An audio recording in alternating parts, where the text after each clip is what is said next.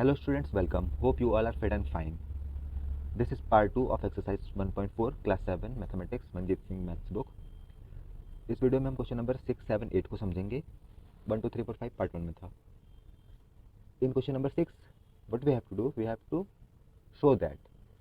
Question पढ़ के ही हमें बहुत कुछ पता चल जाता है कि हमें करना क्या है. अब कैसे करना है वो सीख लेते हैं. तो जैसे क्वेश्चन नंबर 6 में हमें क्या करना है, शो. शो मीन्स होता है दिखाना है. क्या दिखाना है? Show that -100 divide by 5 is same as. Is same as मतलब सेम है, इक्वल है. किसके इक्वल है? इसके इक्वल. मीन्स ये दिखाना है हमको, यहाँ पे जो दो वैल्यू दिख रही हैं, यहाँ पे लेफ्ट हैंड साइड वाला और ये राइट हैंड साइड वाला, ये दोनों इक्वल है, ये दिखाना है. इसी तरह से क्वेश्चन नंबर 2 भी यही है. शो दैट यहाँ का वैल्यू है इक्वल इस वैल्यू के. अब यहाँ पे आप देख रहे होगे, अब थोड़ा प्रिंटिंग मिस्टेक है, मैंने फिर चेक किया था. तो यहाँ पे अगर आपके बुक में नॉट इक्वल है ऐसा, तो आप उसको हटा के बस इस इक्वल करना. तो ये दिखाना है हमको कि लेफ्ट हैंड साइड की जो वैल्यू है वो इक्वल है इस वैल्यू के. और थर्ड क्वेश्चन भी यही सेम है. ठीक, इसके बाद हम 7th पे आते हैं. तो 6th में क्या है, ये हमने क्वेश्चन लिख लिया. Show that is same as इतना. तो लेफ्ट हैंड साइड, अब हमारे पास दो वैल्यू, दो साइड हो गए हैं. एक लेफ्ट हैंड साइड का जो पहले है वो लेफ्ट हैंड साइड, या फिर जो लेफ्ट साइड में है वो लेफ्ट हैंड साइड LHS, और जो राइट में होता है उसको राइट हैंड साइड. तो लेफ्ट हैंड साइड को सबसे पहले हमने एज इट इज़ लिख लिया है. ठीक, पहले लेफ्ट हैंड साइड का वैल्यू निकालेंगे और राइट हैंड साइड का वैल्यू निकालेंगे. फिर चेक करेंगे क्या वैल्यू सेम है. सेम है तो ये दिखाना है कि हमको दोनों वैल्यू सेम है. अब कैसे दिखाना है उसके लिए थोड़ा सा कैलकुलेशन करना पड़ता है. यहाँ पे क्या है, -100 डिवाइड बाई 5. तो -100 डिवाइड बाई 5. अब इसमें भी बस आपको एक सिंपल सा चीज़ पता होना चाहिए. जैसे आपने मल्टीप्लाई वाले में सीखा है, एक नंबर है मान लो -2, और उसका मल्टीप्लाई करते हैं हम दूसरे नंबर से जो कि है प्लस में. ठीक है, means if we are multiplying two numbers of opposite sign, then the product that we get is negative. मतलब एक प्लस है एक माइनस है और मल्टीप्लाई हो रहा है तो माइनस में आंसर आता है. सेम यही चीज़ डिवाइड में भी फॉलो होता है. क्या कि एक नंबर है हमारे पास जैसे 100 जो कि माइनस में है, दूसरा नंबर है 5. एक माइनस में हो गया एक प्लस में हो गया, अपोजिट साइन का हम लोग डिवाइड कर रहे हैं, तो इसमें जो आंसर आएगा वो हमेशा माइनस में आएगा. ठीक है, -100 डिवाइड बाई 5 -20 आया, क्योंकि एक प्लस एक माइनस. अब अगर कभी ऐसा होता है जैसे राइट हैंड साइड केस में, यहाँ पे भी वही है. एक 100 है जो कि प्लस में है, दूसरा माइनस में है. एक प्लस एक माइनस हो गया, डिवाइड हो रहा है, तो हमारा जो आंसर आएगा वो माइनस में आएगा. तो हम क्या देखते हैं कि जब हमने लेफ्ट हैंड साइड को सॉल्व किया तो हमें मिला -20, और जब हमने राइट हैंड साइड, ये क्वेश्चन है, इसको जब हमने सॉल्व किया 100 डिवाइड बाई -1, जैसा लिखा है बस वही करना है, कुछ अलग नहीं कर रहे हैं. बस हमें क्या पता होना चाहिए था कि if we are dividing for, कि एक नंबर प्लस में है दूसरा नंबर माइनस में है और डिवाइड हो रहा है, तो जो हमारा आंसर आएगा वो आएगा माइनस में. 5 2 10, 2 आया, एक माइनस में है तो -2. अगर उल्टा है -10 डिवाइड बाई +5 है तो भी हमारा आंसर आएगा -2. और सेम साइन का अगर डिवाइड होता है जैसे -10 डिवाइड बाई -2 तो क्या आएगा, 2 5 10 प्लस में आएगा. सेम साइन होगा तो पॉजिटिव. जैसा मल्टीप्लाई में था ना, minus into minus, same sign का मल्टीप्लाई करते थे तो प्लस में आता था हमारा आंसर. सेम वही है डिवाइड में भी. ठीक है, in the same way we will solve question number 2. इसमें हमें क्या दिखाना है कि LHS जो है वो इज इक्वल है RHS के. तो LHS को हमने लिख लिया, इसका वैल्यू फाइंड करेंगे और फिर RHS लिखेंगे, उसका वैल्यू फाइंड करेंगे. तो फाइंड करते हैं. पहले क्या है 18. अब यहाँ पे देखो बॉड मास आप सबको पता होगा, नहीं पता होगा तो बताना, फिर उसके ऊपर अलग से डिटेल में बता देंगे. बॉड मास ये है, जैसा नाम वैसा, BOD बॉड. बिफोर ब्रैकेट हमने पहले सॉल्व करना है, common bracket, then curly bracket और ये large bracket. Of, of means multiply भी होता है.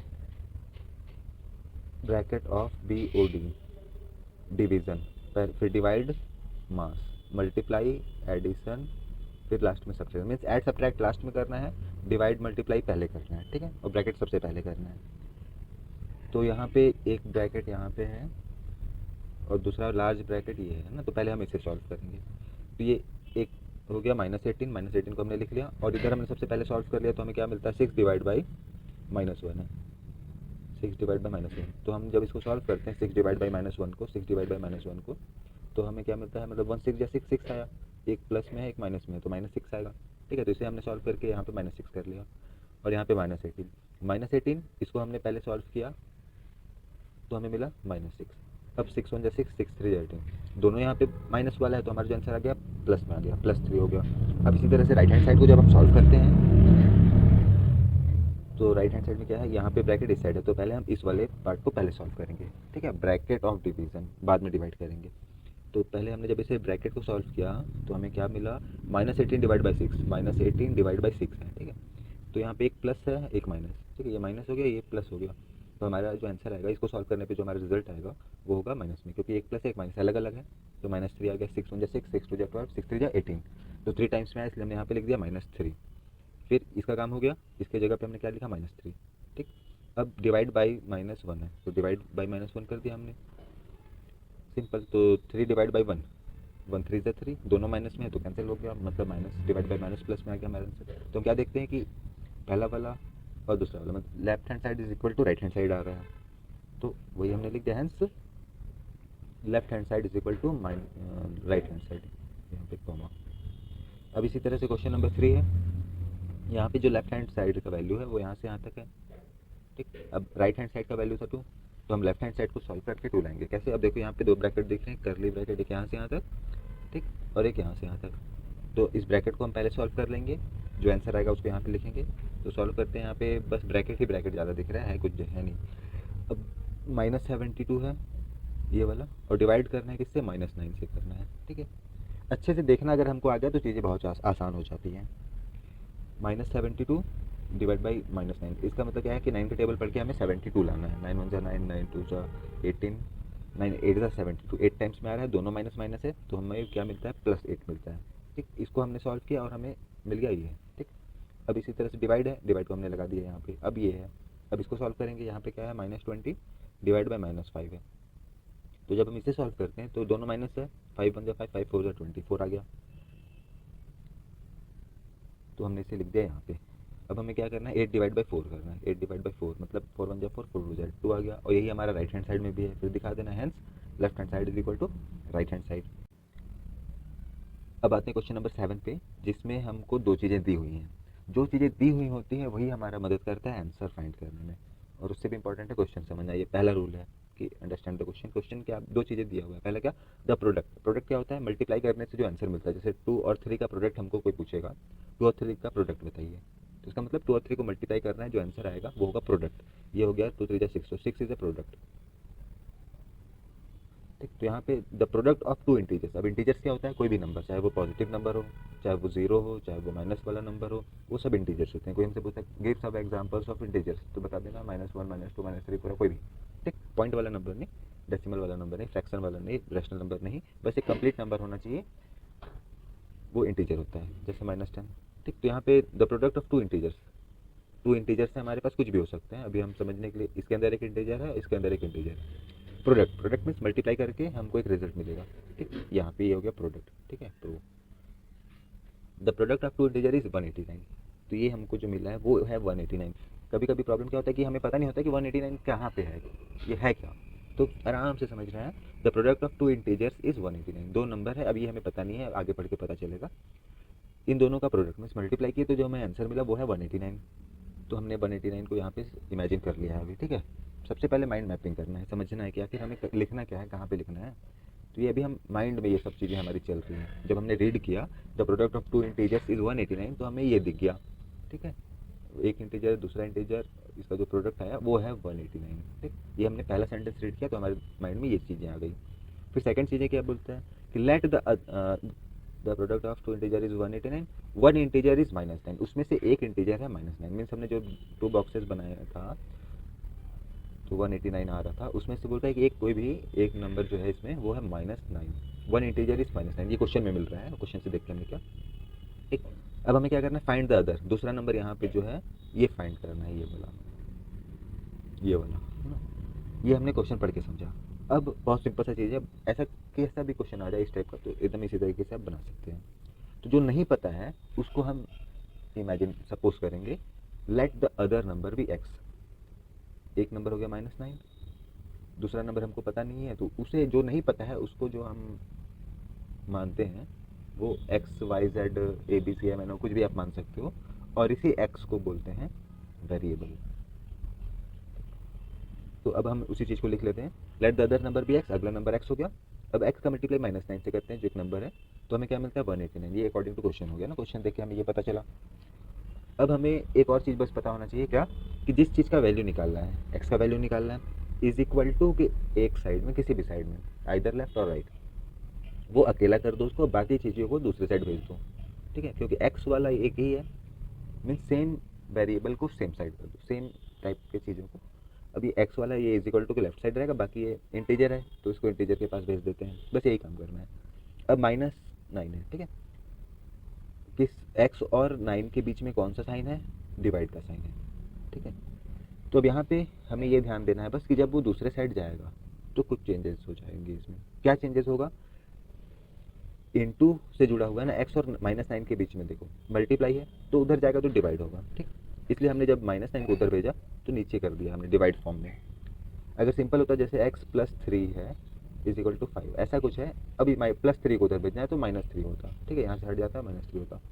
लेकिन यहाँ पे मल्टीप्लाई है, क्या की चीज़ें पता होना चाहिए, प्लस जब इज इक्वल टू के दूसरे साइड जाएगा तो माइनस होगा, माइनस जब इज इक्वल टू के दूसरे साइड जाएगा तो प्लस होगा, मल्टीप्लाई जब दूसरे साइड जाएगा तो डिवाइड हो जाएगा, और जब डिवाइड दूसरे साइड जाएगा तो मल्टीप्लाई हो जाएगा। तो यहाँ पे अब कैसे पता करना है, ये चीज़ें देखनी है हमें। पहला एक नंबर देख लो, दूसरा वाला जो है वो देख लो, इनके बीच में जो साइन है मल्टीप्लाई उसको देखना है। ऐसा नहीं करना है कि माइनस है तो उधर जाके प्लस कर दिए, ये नहीं, देखना कहाँ पे है वो भी पता होना चाहिए, ठीक। एक ये और एक ये, इसके बीच में जो है, अगर इसकी जगह पे +9 होता तो भी हम यहाँ पे बस प्लस किए होते, क्योंकि अभी हम इसको देख रहे हैं, दोनों इंटीजर, दोनों नंबर, दो वैल्यू है, जो एक एक्स, जो दोनों नंबर है, फर्स्ट नंबर और सेकंड नंबर, इनके बीच में कौन सा साइन है ये बताता है कि उधर जाने के बाद क्या होगा, ठीक। तो अब हमने उधर भेज दिया तो हम ये मिल गया। अब हम इसको सिंपली सॉल्व कर दिए, एक प्लस में है दूसरा माइनस में है, तो हमारा जो आंसर मिलेगा प्रोडक्ट वो माइनस में आएगा, क्योंकि अपोजिट साइन है, ठीक है। 189 को डिवाइड कर दिया हमने 9 से, 9 2 18, 9 1 9, 21 आ गया, ठीक है। The other number is 21। अब जो नेक्स्ट क्वेश्चन है, क्वेश्चन नंबर 8, उसमें हमें क्या करना है, क्वेश्चन नंबर 8 में सबसे पहला रूल क्या है, क्वेश्चन को समझना होता है, ठीक है। क्वेश्चन समझना आपसे के लिए तो आप मैक्सिमम चीज़ आप खुद से कर सकते हो।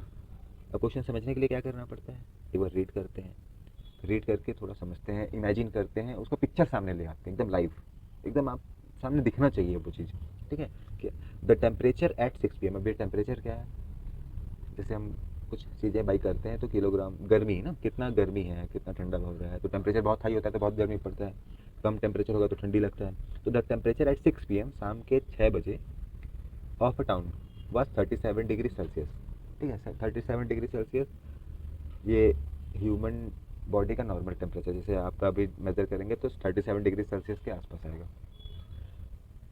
तो ये the temperature at 6 PM of a town was 37 degree Celsius, मतलब शाम के 6 बजे 37 डिग्री है। एट मिड नाइट, रात के 12 बजे, द टेम्परेचर वाज 31, मतलब ये कम हो गया ना, शाम को 37 है, 6 बजे 7 8 9 10 11 12, मिड नाइट में कितना हो गया, 31 हो गया।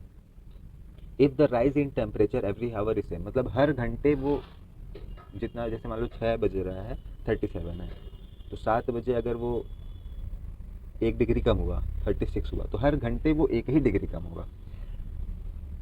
तो आपको ऐसा नंबर पता करना है कि अगर कम करते जाएँ तो वो 12 बजे तक 31 आ जाए। कहने का मतलब अगर 6 बजे वो 37 है, अगर आपने 2 डिग्री कम कर दिया, 7 ओ क्लॉक पे आपने बोला कि चलो हर घंटे 2 डिग्री कम होगा, मतलब 7 ओ क्लॉक पे 35 हो जाएगा, 8 ओ क्लॉक पे 2 और कम कर दो 33 हो जाएगा। तो ये 12 बजे 31 नहीं होगा, और ज़्यादा कम हो जाएगा ना, तो ये ऐसे ही आपको पता करना है।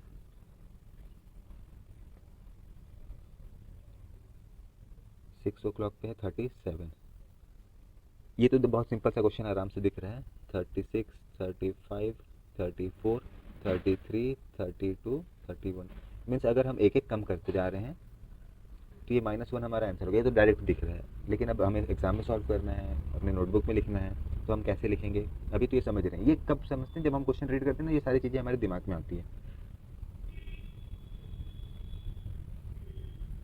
हर घंटे कितना कम करें कि वो रात 12 बजे मिडनाइट पे 31 आ जाए, ठीक है।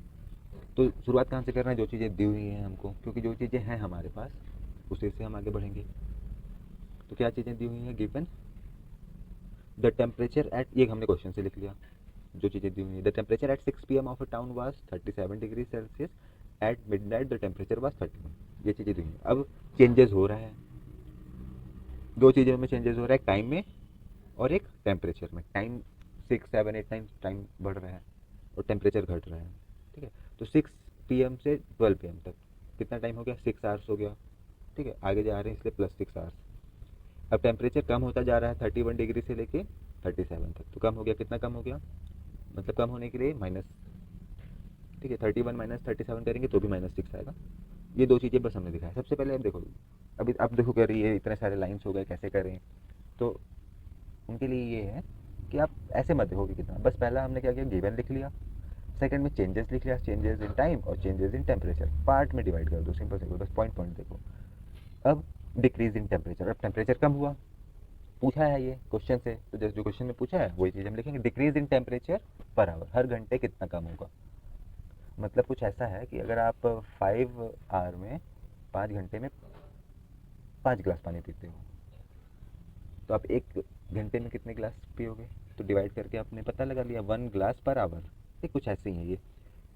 चेंज इन टेम्परेचर, कितना टेम्परेचर में बदलाव हुआ, और टोटल टाइम, तो उसको हमने डिवाइड किया तो हमें पता चल गया -1 आ गया हमारा। तो हमने क्या लिखा, hence the rise in temperature is -1 degree Celsius per our.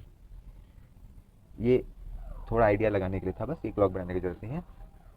Important क्या है, क्वेश्चन समझना, ठीक है। सॉल्यूशन आपको दूसरी बार बना के समझ में आए, 4 बार में समझ में आए, वो कोई दिक्कत नहीं है। इंपॉर्टेंट क्या है कि आपको समझ में आना चाहिए कि क्वेश्चन में क्या कहा गया है, क्या क्या चीज़ें दी हुई हैं।